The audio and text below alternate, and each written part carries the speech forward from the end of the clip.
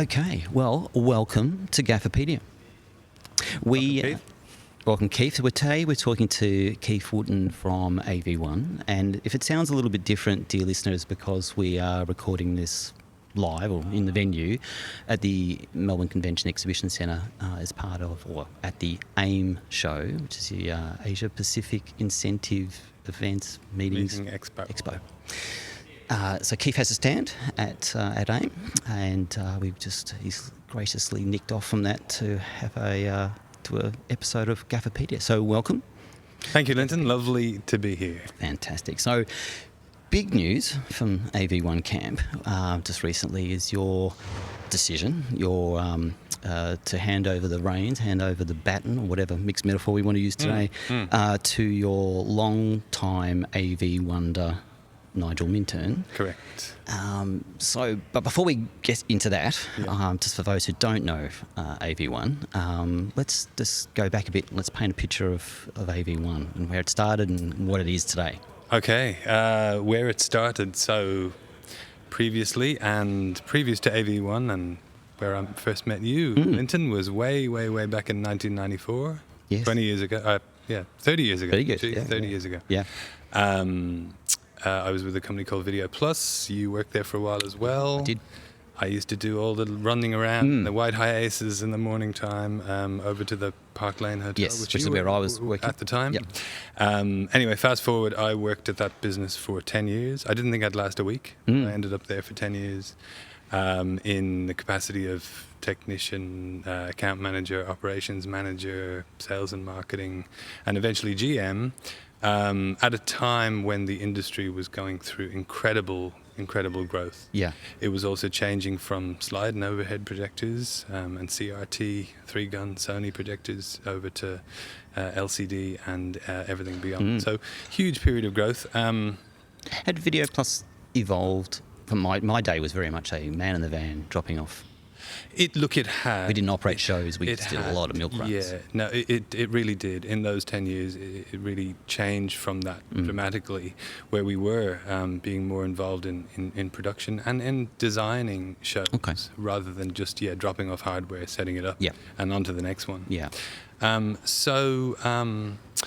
enough, when I was at Video Plus, I had registered the business name AV1 back in whenever it was, because I thought that the name Video Plus was outdated. Yes. And we were in the AV business. It seemed like a good name. So anyway, I left that business and essentially the next day, on the 1st September 2004, formed AV1. Excellent. What that was me and a laptop and a mobile phone and a 3-in-1 printer scanner fax machine. Sitting on a cardboard box in a spare bedroom, saying, "Hello world, here I am." Yeah.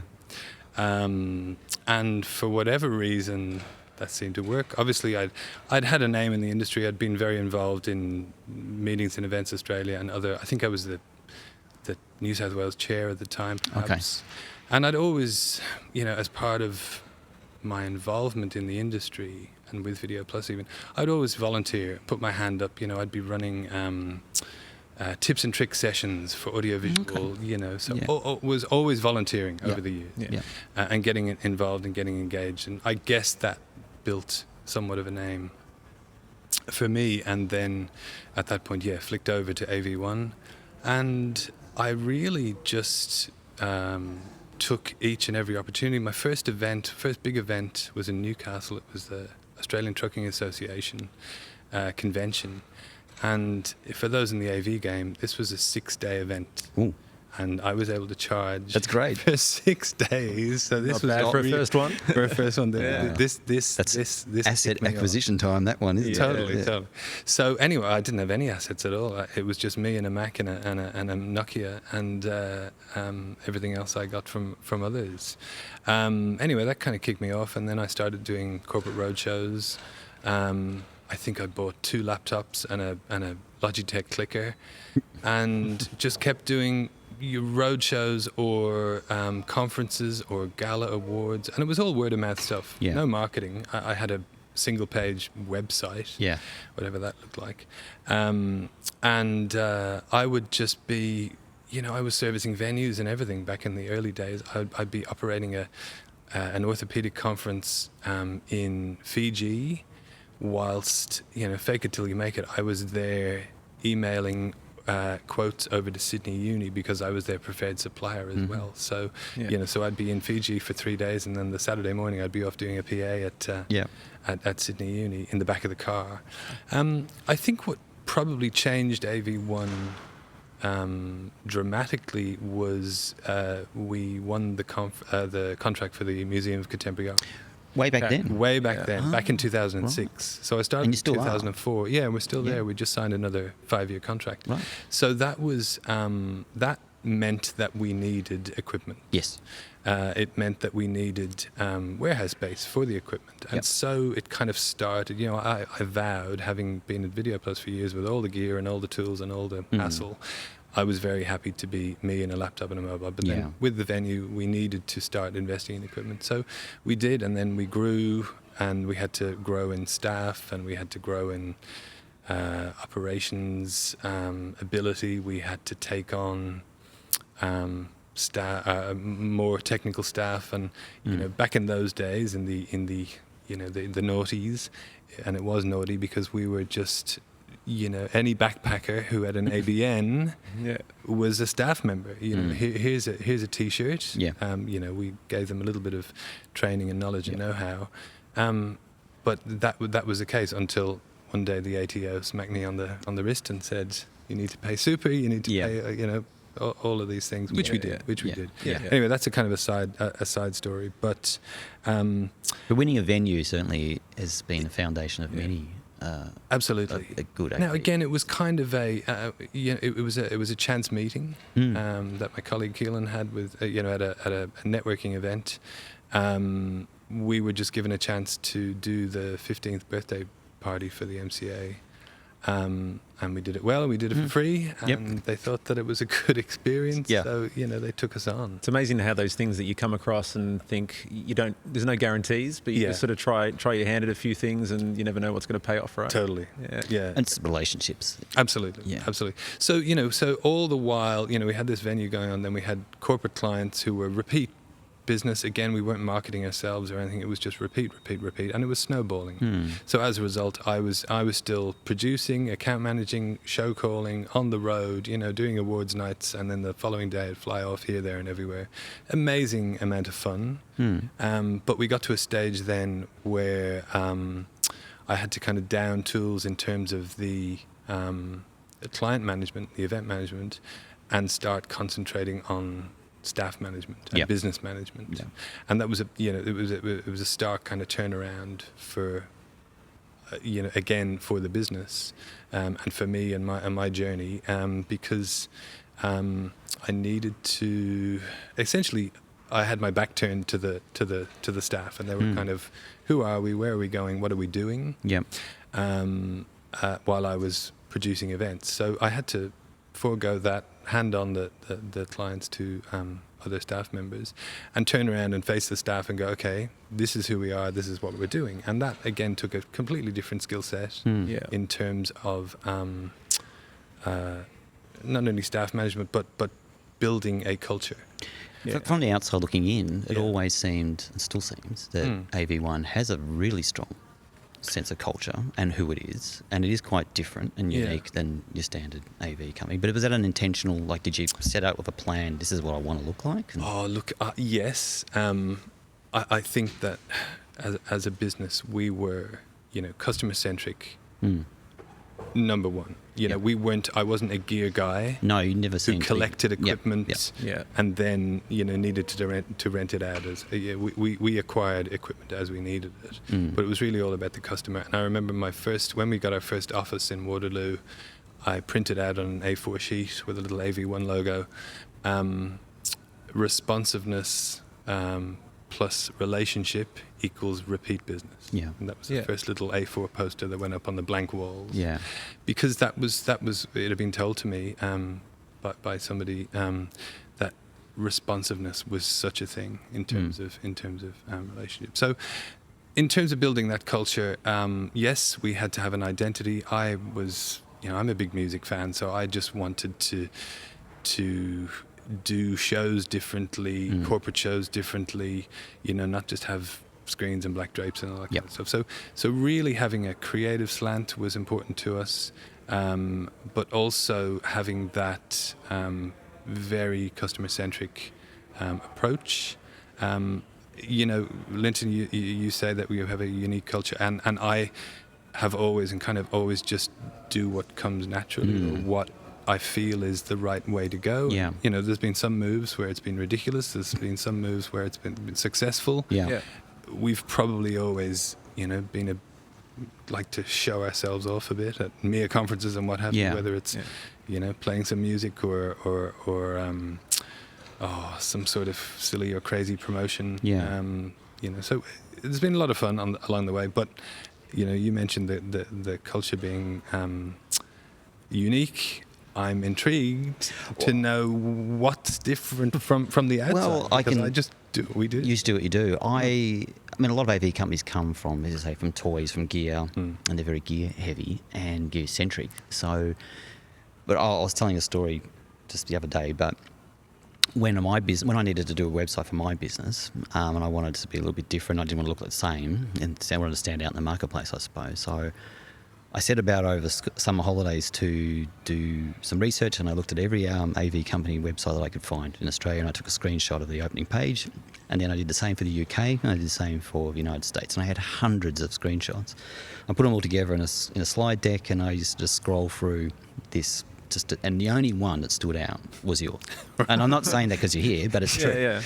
It is, because your website homepage look nothing like, and by the time you look at hundreds, you realise they are pretty much a glory. Here's my big show shot. Exactly. Exactly. And it's purple. It's purple lighting, or it's blue lighting, or it's red lighting, something. Indeed. Yours was pink, and it had clouds or something, or waves or clouds, or something. There's nothing to do with AV, and I've never worked for AV1, but you're aware in the industry of how things work, and it just always seemed that you guys seem to be like producers, very creative, very different, looked at it from a completely different angle.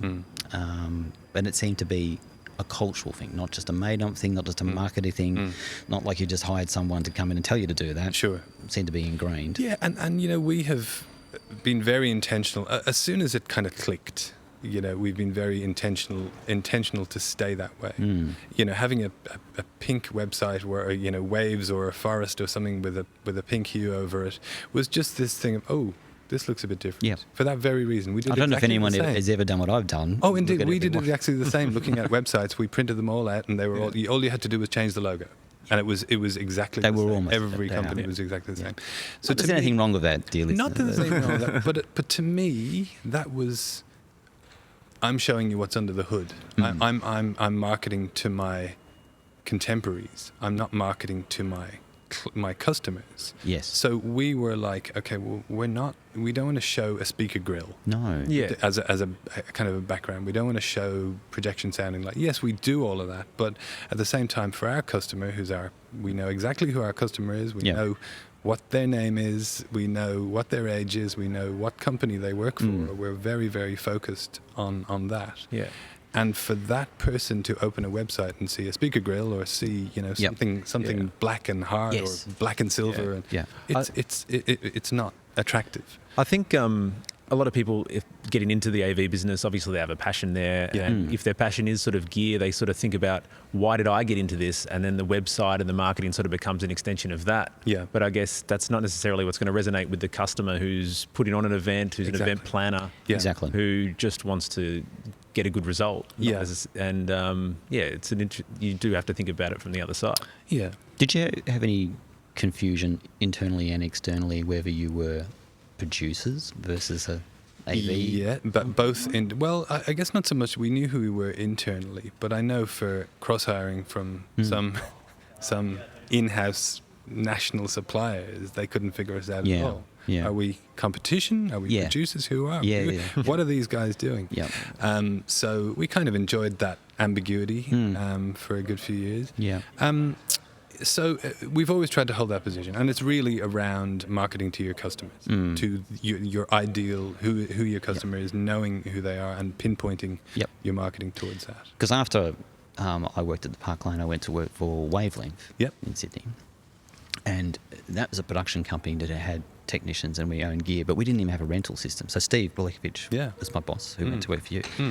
And we didn't have a rental system. There was only a problem when we had 2 jobs on at the same time. For the most part, it was kind of everything went. And we had the sales department sold. We had they had hand-drawn lovely renders of how a show looked, lovely descriptions of what we had to achieve, but there was no pick list. But you still ran a normal traditional back end. We did, and we still do. And we had to have all of that logistically in order to service the number of events. Exactly. So when you're someone like Wavelength, you don't have to have a rental system. No, you know what you have. We still have a lot of humans looking over our gear list because oftentimes rental systems aren't exactly reliable on. But they can hold you back from being creative. I've worked for businesses that started off as pure AV that kind of wanted to become producers, but were still kind of pinned in by this rentals mentality. Indeed. And we came from, most of us who worked at AV1 came, well, not all, like some came from that rental mentality, some came from theatre, some came from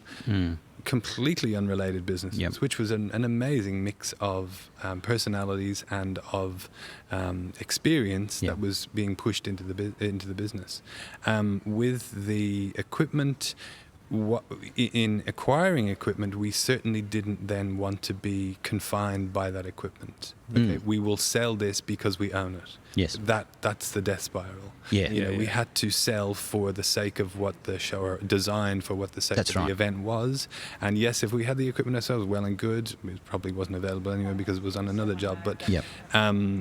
But we would then sub-hire in as required as well. From others who were specialist in whatever area too. So, and that's still the case as well.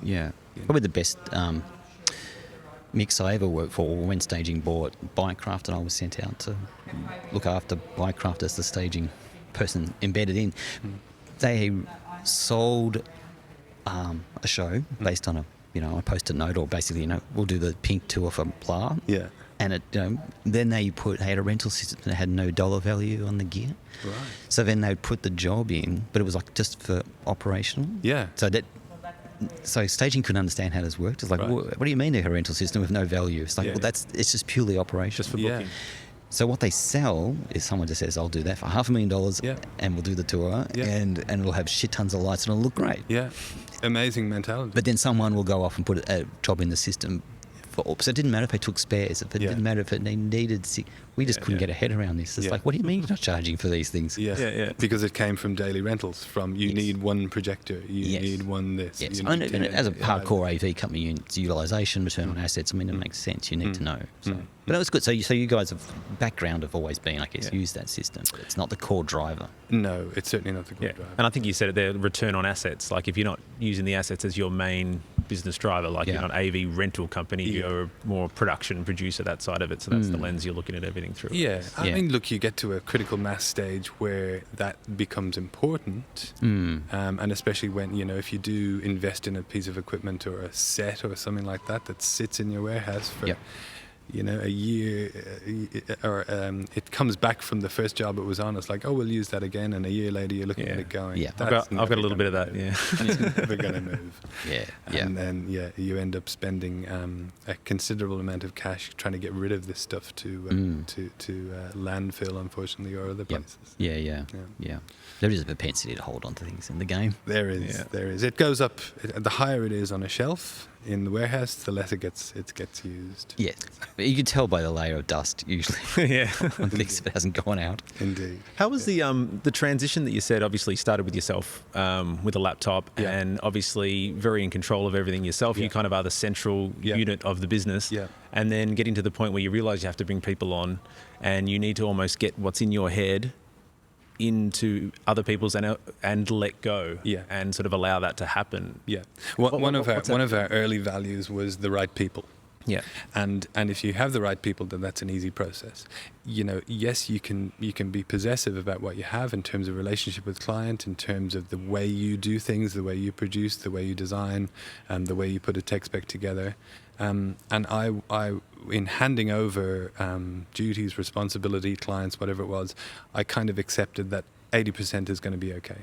If somebody I'm handing something over to does things 80% of the way I do, that's great. Yeah. That's good enough. They're never going to do it 100. Never They're gonna never going to do be it. you. But you might find then that they might do it 110%, and Yeah. that's the magic, and that's like Mm. wonderful. And I guess, not fast forwarding to the end of this podcast, Yes. but that's where it's kind of got me right at this point. No, it's probably Because the there are- perfect segue. Yeah, Yeah. there are people who are better at this than I am, are Yeah. more into it than I Yeah. am. I've been doing AV for 30 years in Sydney, and you get to a point where it's like, there are younger people more into the gear, more into the design, and it's time that they kind of had a chance to do their thing. And it's great to be able to have a vehicle for them to do that in. No, that's a perfect segue. So let's talk about this decision of handing over the baton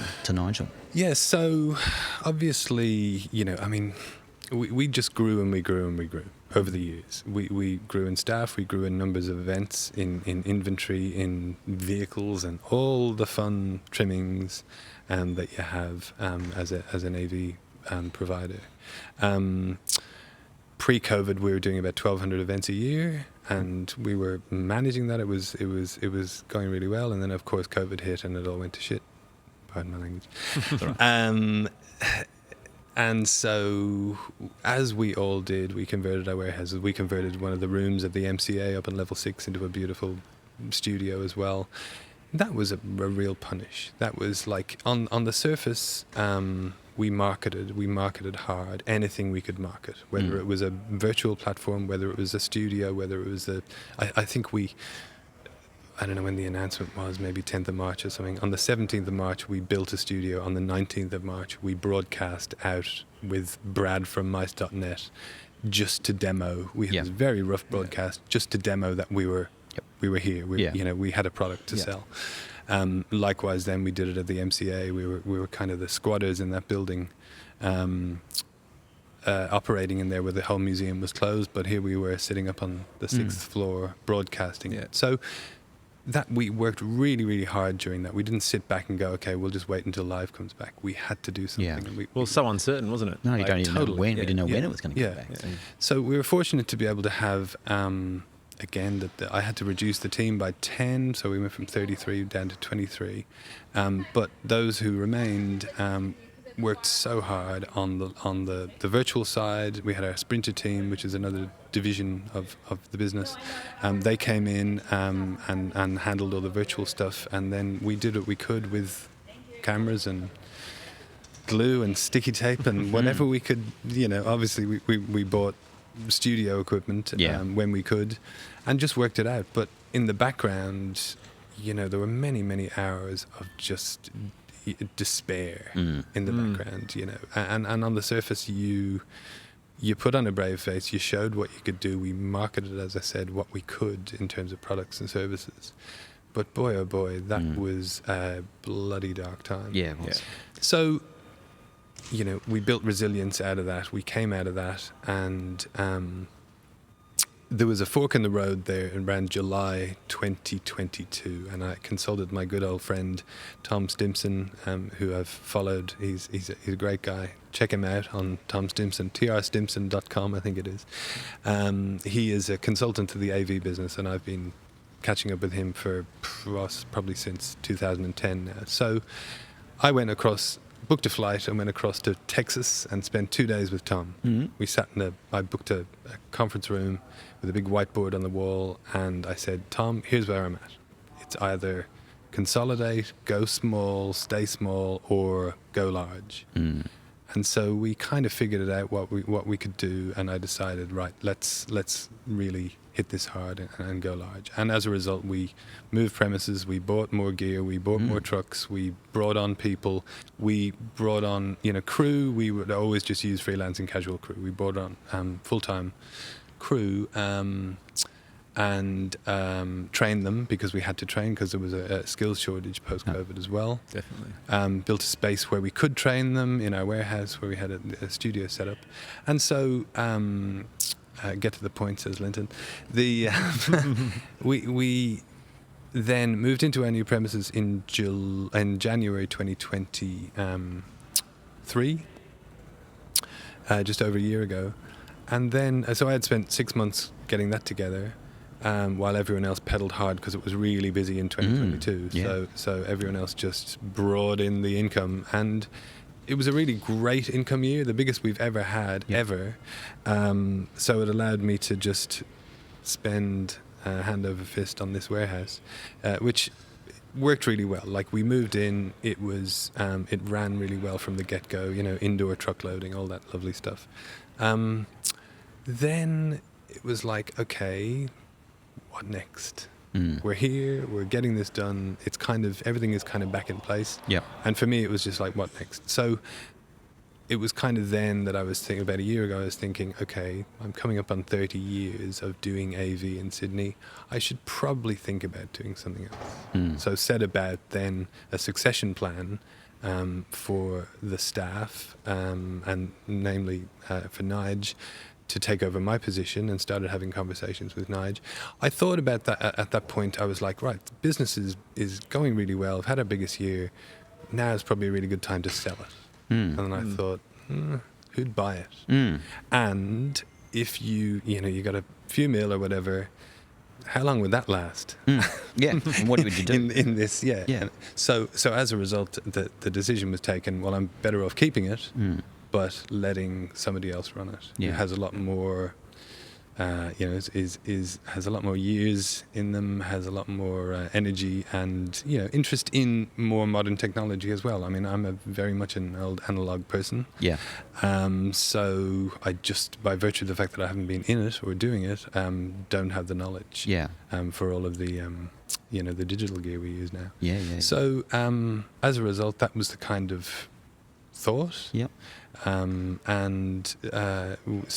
got to the point where announced to the staff in October that Nige was taking over, and our I should mention our head of production, Brooke.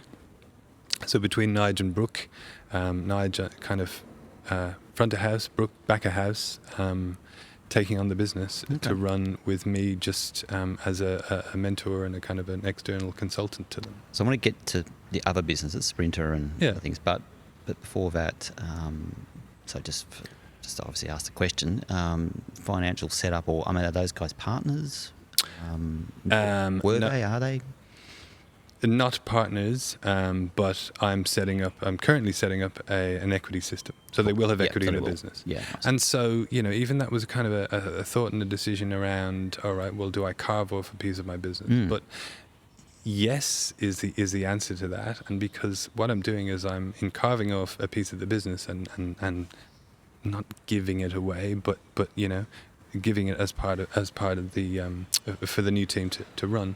I'm gaining a whole heap of lifestyle. Yes. So it's a really nice trade. Yeah. Well, you're investing in them and their absolutely longevity. Yeah, and also it's for long-standing staff members, it's kind of a thank you for being so loyal to AV1. So I certainly, and I've always wanted anyone and everyone who works at AV1 to have a great experience and to prosper. And so anything I can do to facilitate that, well and good, brilliant. Yeah. And it seems like building that culture from the start, and then, like you said, one of the most important thing was finding the right people, and having those people in that good culture is then it's the payoff now, as you're able to now walk away in the confidence that... Absolutely. They're a great team, and we all get on incredibly well together. We're all focused on the common goal, and that kind of culture exudes out to our customers, and they can see it. And I get asked all the time, how do you find your people? Where do you find your people? Because they're just a great bunch. So I'm in a very, very, very privileged position to be able to do this. With great trust and great pleasure in being able to hand it on. How was it received? The group announcement. The group announcement was quite underwhelming, actually. I was standing in front of all the staff, and they were like, "All right, whatever." Fair enough. Saw it I coming. was like, "Sure, okay, great, see ya." Expecting some tears. Indeed. So then, subsequently, we hold a client event every January and announced it at the client event, and that was very well received as well. And some of the, obviously we published it, we put out a press release, we put it on LinkedIn and all that. So some of the commentary coming back has just been so nice, and so praising of Nigel as well, that it's, and both of us, it's the right move, it's the right thing to do. So it's really happy with that. So a few years back, you set up Sprinter. Yes. Yeah. Good. So that's going to continue, obviously, going. So the reason I laugh is because I turned my back on AV1 in 2016 and came up with this mad idea to have Qantas check-in terminals at events and conferences and conventions and exhibitions. And so, it was very rudimentary. It was a little Nook computer on a locally made, nice form factor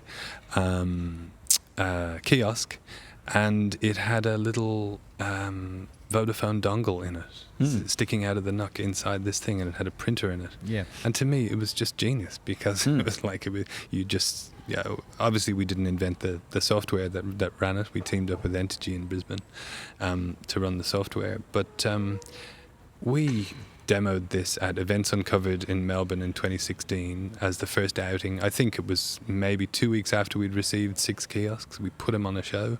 People walked in, they scanned the QR code, it printed out this badge in A6, they put it around their neck, and away they walked. And I was like, brilliant. And it hadn't been done?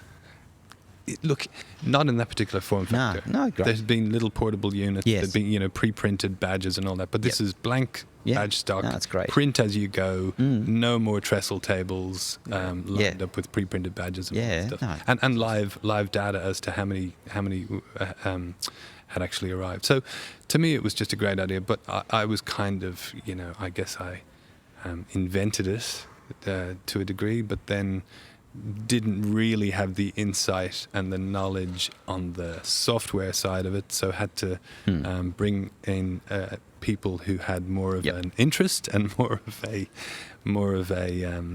expertise in that arena. And again, that kind of it went along for a few years, and then COVID hit, and then post-COVID it's had a resurgence, events have had a resurgence, and now we're into our second year of repeat business for that. So that's going great. So that remains, and that's separate. Indeed, yeah. So that was part of AV1 at one stage, but I didn't want AV1 to be known as, you're the kiosk people. Yeah. So we set it out, and Sprinter was basically a portmanteau of fast printer. That's where the name came from. It was quick. To register and get through to an event. Yeah. So so that's been spun out on its own as its own organisation. Yeah, cool. Yeah. And we've also got a video production studio that we're spinning out as well. So I'm kind of, I mentioned to the staff that I'm kind of helicoptering up above these 3 offerings at this point, and then looking around for kind of complementary offerings as well that we can either invent or acquire or whatever. I want to certainly stay in the game, but not be in the day-to-day running of AV and thinking about venues and loading docks and all that fun stuff. So the creative studio, is that a bit of an outlet as well, like your creative kind of? Well, not necessarily for me. I mean, it's an arm of the business, and that came about originally way back in 2011 when we had a service called AV1 Media, and that was so that we could create our own content, because the content that was being provided was kind of questionable in certain cases. So we thought, we could do a better job on that. So we had motion graphics people, and we had editors, and we had producers in teams or in a team to produce that. And again, during COVID, those kind of resources were really, really handy, because they knew their way around studio lighting and a camera. Yeah, definitely. But it's just now a matter of what we want to do with this arm of the business is not to have them described as a video arm of an AV company. Right. Yeah. So this is a video first creative studio that will reach beyond event Yes. content or event shoot and edit. Yeah. Yeah. Yeah. Yeah, Very cool. makes sense. And as I say, you sit above all of that with your guiding hand, and hopefully, it'll kind of work out. We'll have these. I still love the events industry, love being part of it, and want to keep innovating across and it's a great to be able to innovate across these three businesses and have. I think the future's pretty bright, and I'm not going anywhere. I don't play golf. I don't have a vintage car that I'm doing up. I just want to remain. I guess I want to remain in the industry and still have a creative outlet, but not have to do the daily hustle. Yeah. anymore. No, well, that's perfect. Time to think. Yeah. Time to think. And then there's probably like a good opportunity there to continue with the mentoring side across those three businesses Absolutely. as well. So you're utilising that experience and sort of still being involved, being able to make a big difference in that way, I guess. Absolutely. Yeah. And again, great bunch of guys and girls working across those three areas of the business who I just love working with. So if I can, for them, I just want to be of service to them and help them out as required, just with advice and experience, really. And you can take on another thing as well to that. Perhaps to another that. thing, yeah. As I said, something complementary, or So we'll see. Yeah.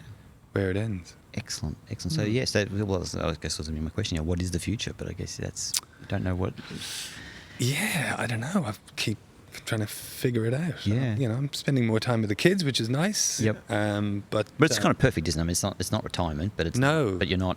It's what my mate Tom Stimson calls pre-retirement. Pre-retirement. Or retirement in place, which is RIP, which isn't great. But, Yeah. But pre-retirement. Yeah, I don't know. It's a funny old word, but still very active. Still want to be engaged in the industry. But just not into the day-to-day anymore. Do you enjoy these type of shows? Getting into I love them. Yeah, I love them. Yeah, and it's really, I was at obviously we're exhibiting at AIM, but I was also at the PCOA conference in Adelaide, and it reinforced the community which you work. And how important it is to remain relevant in that community, and also the joy of actually catching up with people who are in your community too. And I think we lost a lot of that during COVID. Definitely. I remember thinking, what does the landscape look like, and how do I put the periscope up and look around and see if it's just burnt land with nobody there anymore. Who's still in? Who's still out? Yeah. And there's been a lot of change. A lot of people have left the industry, and there's a lot of renewal now with new people coming in. So even that, there's a lot of opportunity to impart knowledge and to educate those who are new in the industry. Yeah. So the moment I've had, this is one of 3 offers for a podcast. Oh, that's great. I've also been asked to lecture in a college, so we'll see. I think that's a great thing to do. Of course. Yeah. So I mean, I'm going to get too busy. yeah. And so what sort of things have people been asking about this year? Obviously, just yesterday and today, but what seems to be the buzz from the events people? Because it's not an AV conference. No, it's more just events industry. Yeah, look, there's a lot around in the industry around sustainability at the moment, and I guess we've got a little bit of experience in that. AV1 does being a certified B Corp. I should mention that as well, which is something we became back in 2016, which we thought, we'll glide through this. It sounds totally like us, but it took 10 months for us to actually qualify and pass the test. Yeah. Right. So there's a lot around sustainability and diversity as well going on, being spoken about in the industry, environmental matters. And I think, again, it also around resourcing and, staffing and having experienced staff and that. So, again, there's a real opportunity for rejuvenation in the broader conference and event and corporate event industry. Because you have always been a very diverse gang of peeps. Sure. Yeah. Absolutely. I mean, partly because you have your media side, I guess, Yeah. but it's always felt to be, it's like a typical bunch of guys in black. Yeah, and that is by nature, I think, the attraction is young guys love tech, and young girls do as well, but more so definitely, we have found over the years that there are a lot more young guys approaching us in the industry to get into it. But I'm kind of heartened by the broader industry is it's I don't know, it must be 85-15 female to male in terms of our broader industry. Yes. So there is great diversity there if you look at the industry as a whole. Yep. Yes, AV tends to be a little bit blokey at times, but again, we've tried not to. But AV1, I think, has always bucked the trend a bit. We've tried to, certainly not. Yeah. Maybe not deliberately, it's just by nature the sort of people that in the culture. Yeah, indeed. Look, I never want to be typical at anything. No. So if there was kind of any inkling of that kind of, they're typical like everybody else, then I'd buck it completely. Yep. Turn it around, change it. So it's JOMO. The joy of missing out, as opposed to FOMO, but it's the opposite. The desire to not do what. I haven't heard that one. And I'll put that into the lexicon there, up there with pre-timings. Yeah. It's interesting you say that, because it goes back to the whole website thing, what you were saying.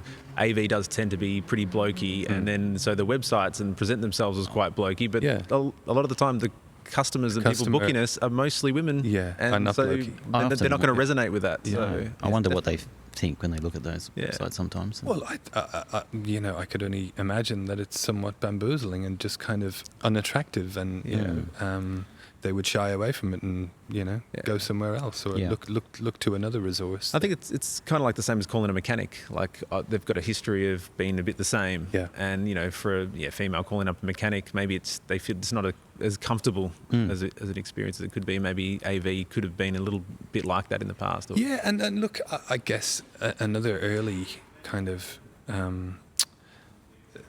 early, not revelation, but an early success moment was being able to take technical jargon and translate it into non-technical descriptions for clients who weren't technical, who weren't into the gear, and that's guys and girls and whoever didn't really get what all this jargon was about. And I always say, well, don't worry about the jargon, leave that to us. Yes. We're the experts, but at the same time being able to translate somewhat what we do into understandable kind of descriptions. Yeah. I mean, some businesses are aimed at end user. Yes. Who just wants to know that I need two big screens and 200 people watching it. I don't want to talk about lumens but when you're an AV company that maybe supplies as a technical producer, I mean, he wants to talk. Totally. Lumens. Absolutely, yeah. And our focus has always very much been on the corporate client, the end user. Yeah. Yeah. Where we are that producer resource as an extension of their team. Yeah. So then you can interface or translate, because they don't have to hear absolutely acronyms and model numbers stuff. and They don't care as long as it works and looks good. As long as that's ultimately what people are doing, and that's my days at Wavelength. That's what it was like. We were picking a job based on this lovely wordy spec. Not a list. No, not a pick list. No, not at all. Which is kind of weird. Well, I'm really excited for where I think it's excellent. I'm really excited for where this gets to. Thank you. There is a mothership brand floating around, but I won't reveal it now. Okay. It's yet to be refined, but it's an exciting little. Excellent. Yeah. I'm sure it'll be atypical and. It may or may not have vowels. I'll just put it that way. It may not have vowels. Ooh, so okay. Think of A-E-I-O-U, there'll be none of them. Right. Okay. Right. Most words have that, so you don't want to be typical. Yeah, okay. They have an X in it, like 80s. The X or a Z. Yeah. Indeed, yeah. AV works. Exactly. Yeah. XZ. Yeah, very good. So thanks so much for taking the time and pulling you out of the busy trade show. Thank you, Linda. Live. I appreciate it. And we look forward to where we did all the mothership launch, but also where this all goes. And We wish Nigel all the best with the mantle, with the baton, Yes. with the reins, All of that stuff. or whatever the metaphor is. And thanks for being on Gafferpedia. Thank you. It's been a pleasure. Thanks. Excellent. Boys. Thank you. We'll talk to you all next time. See Next ya. time. Gafferpedia is brought to you by TechBox, Hippo Event Technology, AV Hire, and Cardigan Creative. Catch you on the next episode.